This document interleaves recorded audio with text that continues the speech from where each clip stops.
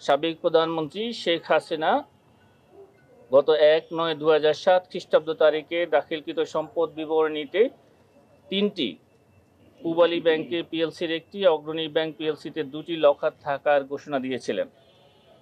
উক্ত দাখিলকৃত সম্পদ বিবরণী পুনঃযাচাইয়ের অংশ হিসাবে কমিশনের অনুমোদনক্রমে গত ১৪/৯/২০২৫ খ্রিস্টাব্দ তারিখে বিজ্ঞ মহানগর সিনিয়র স্পেশাল জজ আদালতে অনুসন্ধান কর্মকর্তা লকার খোলার আবেদন করেন।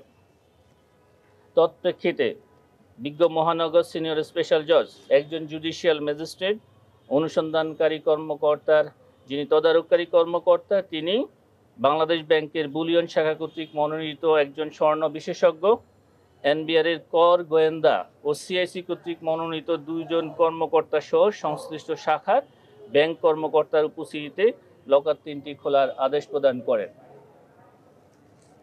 বিজ্ঞ আদালতের আদেশের প্রেক্ষিতে গত মঙ্গলবার 25/11/2025 খ্রিস্টাব্দ তারিখে সংশ্লিষ্ট দপ্তরের প্রতিনিধি সহ পূবালী ব্যাংক মতিঝিল কর্পোরেট শাখার একটি লকারের গ্রাহকের নাম শেখ হাসিনা ও লকার নাম্বার 128 এবং অগ্রণী ব্যাংক প্রিন্সিপাল শাখাতে রক্ষিত 2টি লকার যার একটি গ্রাহকের নাম শেখ হাসিনা ও সাইমা ওয়াজেদ পুতুলের নামে লকার নম্বর 751 এবং অপরটি গ্রাহক শেখ হাসিনা ও শেখ রেহানা সিদ্দিকের নামে লকার নম্বর 753 3টি লকার খোলা হয় এবং উভয় ক্ষেত্রে লকারে প্রাপ্ত মালামালের ইনভেন্টরি প্রস্তুতপূর্বক সংশ্লিষ্ট শাখার ব্যবস্থাপকের জিম্মায় প্রদান করা হয়।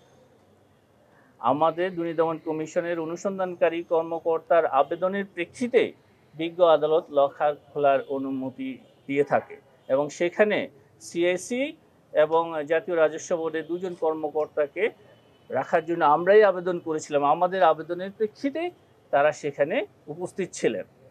কার্যক্রমটা আমাদের দুর্নীতি দমন কমিশনের।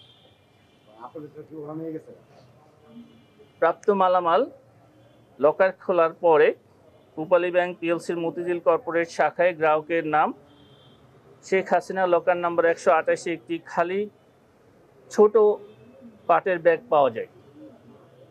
অগ্রণী ব্যাংক প্রিন্সিপাল শাখায় গ্রাহকের নাম শেখ হাসিনা এবং সাইমা ওয়াজেদ পুতুলের নামে লকার নম্বর 751 যাতে আনুমানিক 422.26 ভরি স্বর্ণালঙ্কার পাওয়া যায়।